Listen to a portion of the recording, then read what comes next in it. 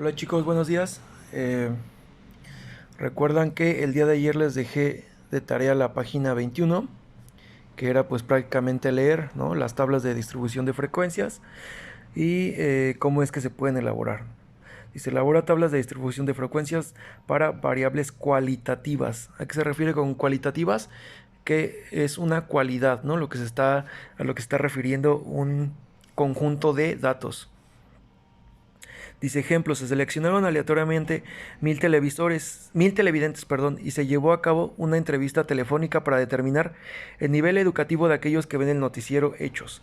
Se obtuvo la siguiente información. Tenemos esta tabla donde viene el nivel educativo, el número de espectadores y porcentajes que representan. Primaria 150, secundaria 250, universitarios 300, universitarios graduados 150, maestría 100, doctorado 50. Entonces, ¿quiénes son los que más ven el programa o el noticiero? Serían los universitarios sin graduarse, ¿no?, que corresponden al 30%. ¿Vale? Entonces ahí pues algunas, estamos definiendo esta parte cualitativa y la interpretación de esa tabla, ¿no? Ahora tenemos de este lado en la página 22 la actividad 5. Dice, organización y presentación de datos agrupados en tablas sumativas. Con los siguientes datos se presentan las estructuras en centímetros de niños de 11 a 13 años. Construye una distribución de frecuencias de datos agrupados en intervalos, estableciendo para ello los límites reales y demás aspectos considerados en el ejemplo. Obtener interpretaciones sobre tu tabla.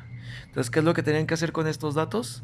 Hacer primero, número 1, una tabla de datos ordenados, obtener el número de clases, obtener el rango, el ancho de clases, realizar la tabla de frecuencias y con esta poder realizar una pequeña gráfica. Después, las siguientes actividades, que es de gráficos y elementos gráficos, ya habíamos visto algo parecido. De hecho, venía una tarea anterior, ¿no?, de buscar histogramas,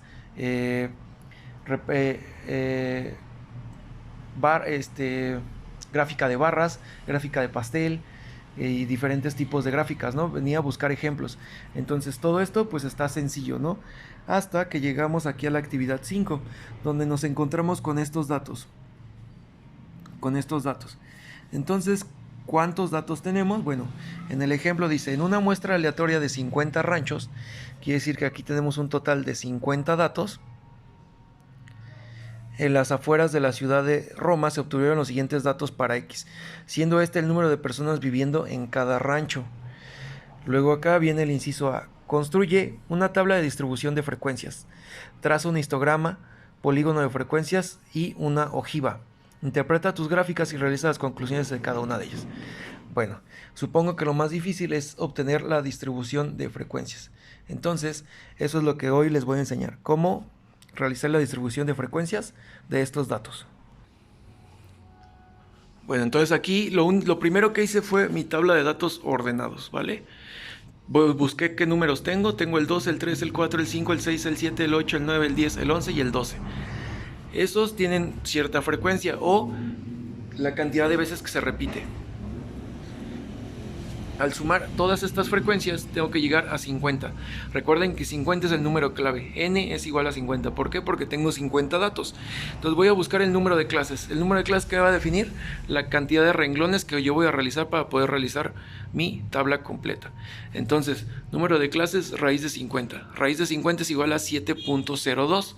¿Se acuerdan que les mencionaba que lo mejor era aproximarlo al siguiente número? Bueno, aquí lo conveniente es dejarlo en 7. ¿Por qué dejarlo en 7? Hay una regla que, bueno, que no viene en la guía, pero es una regla, no es que se debe de seguir, pero es como un tip, ¿no?, en probabilidad y estadística. Esta regla menciona de que si tu número de clase corresponde a un número impar, ese número impar lo dejas como un entero. Ajá. Porque yo no puedo tener 7.02 renglones, ¿no? O sea, solo puedo tener o 7, o 8, o 6 renglones. Entonces, aquí siempre lo conveniente es obtener un número impar, ¿vale? Por Por ejemplo, vamos a suponer que no fuera raíz de 50, que fuera otra raíz y que yo obtuviera un 6.02. Entonces, aquí me conviene llevarlo a un número impar. Entonces, por eso es que lo aproximaría. ¿A qué número impar sigue? Al 7, ¿no? Y dependiendo de cómo se comporte mi tabla, puedo quitar o agregar clases. Bueno, en este caso obtuve como 7.02, entonces la variación es muy pequeña, ¿no? El 0.02. Entonces voy a poner mis 7 clases, ¿no? Y vamos a ver posteriormente cómo se comporta. Después tengo mi rango 12 entre 2. 12 entre 2, que es el dato de mayor valor. Perdón, 12 menos 2 es el dato de mayor valor menos el dato de menor valor, es igual a 10. Después mi ancho de clase lo voy a calcular como rango entre número de clases, o sea, 10 entre 7. Ahí me da un valor de 1.4. Aquí sí me conviene aproximar o redondear al siguiente número. ¿Por qué? Bueno, con el método que yo les enseñé al primer dato, al de menor valor, le voy a restar 0.5, entonces me va a quedar 1.5, ¿sale? Me queda un número decimal. Recuerden que esos números forman son los límites, ¿no? de un fragmento de una recta, ¿no? Entonces esos límites yo no los tomo en cuenta. Entonces yo tengo este 1.5 y si me doy cuenta no tengo ningún decimal, tengo puros números enteros. Pero si yo este ancho de clase lo aproximara solo a 1.5, ¿qué pasaría? 1.5 más 1.5 me quedaría aquí un número par. Y este número este número entero, que sería 3, lo tendré que bajar a la siguiente clase y sumarle 1.5 y ya me quedaría un número decimal. Entonces, ¿qué es lo que sucedería ahí? Dentro de mis intervalos yo no tendría números enteros y el número 3 yo no lo podría registrar dentro de estas frecuencias, ¿vale? Entonces, por eso es que me conviene siempre el ancho de clase números enteros. Entonces tengo 1.5 más 2, 3.5, 3.5 más 2, 5.5. Así hasta que llego, si se dan cuenta, a la clase número 6, tengo 11.5 más 2, 13.5. Si me doy cuenta, dentro de este intervalo ya tengo 12. Ya encontré el 12. Pero si se dan cuenta, la operación me indicaba que yo ocupo 7 clases, ¿no? Bueno, entonces continuando con la marca de clase, 1.5 más 3.5 es 5 entre 2, 2.5. A este 2.5 le sumo el 2 del ancho de clase, así hasta llegar a la última marca de clase, ¿no? 2.5 más 2, 4.5, más 2, 6.5, más 2, 8.5. Después, las frecuencias.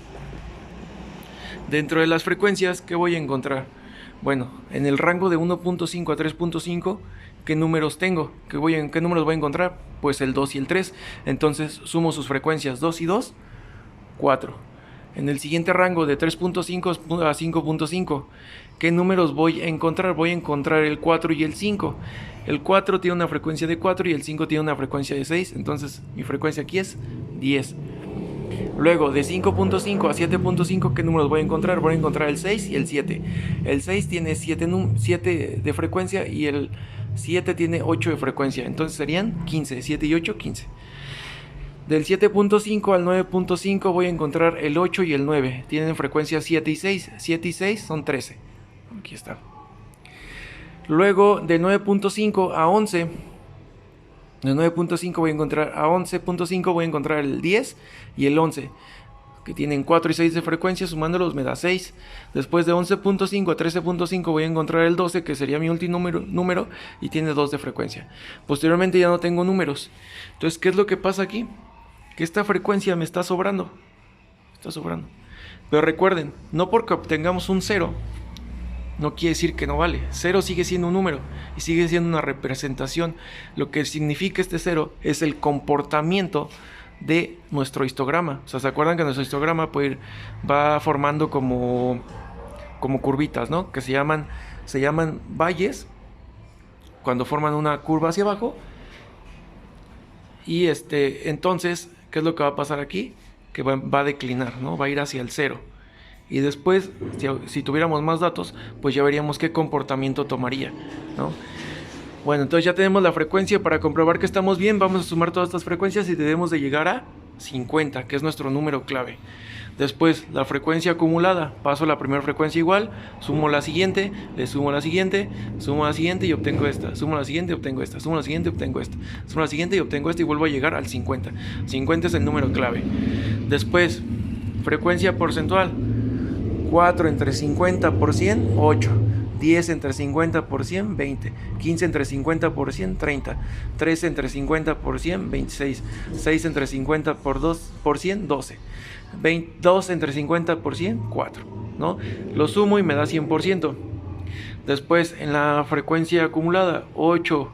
El 8% lo paso igual, sumo 8 más 20, 28, 28 más 30, 58, 58 más 26, 84, 84 más 12, 96, 96 más 4, 100, 100 más 0, 100. Entonces vuelvo a llegar al 100 y quiere decir que ahí ya mi tabla de frecuencias es correcta. Entonces, ya que tengo esto, ¿qué voy a hacer? Voy a graficar con esta columna. Con esta columna voy a graficar también el 0. Recuerden que en el ejercicio anterior graficamos el 0. Bueno, no lo graficamos, sino se encuentra dentro de los valores. Entonces, al trazar el histograma, el 0 muestra un movimiento, ¿no? O influye sobre nuestra gráfica. Entonces, con esto ya van a poder realizar los demás incisos. Entonces, prácticamente lo que hicimos fue el inciso A. Ustedes van a tener que hacer el inciso B, hacer su interpretación con gráficas y realizar una conclusión.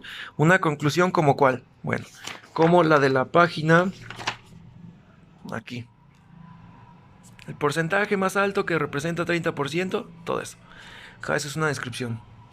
Y pues ya, realizan su gráfica, su histograma, y eso sería todo por hoy, ¿vale? Y bueno, con esto sería la página, terminaríamos el bloque 2. Y lo que van a continuación lo que van a hacer es leer la página 27. Ya saben, los desempeños a demostrar, competencias de desarrollar, objetos de aprendizaje. Y van a leer la situación, la situación 1. Van a contestar las preguntas. Y eso sería todo hasta el día de hoy. Gracias.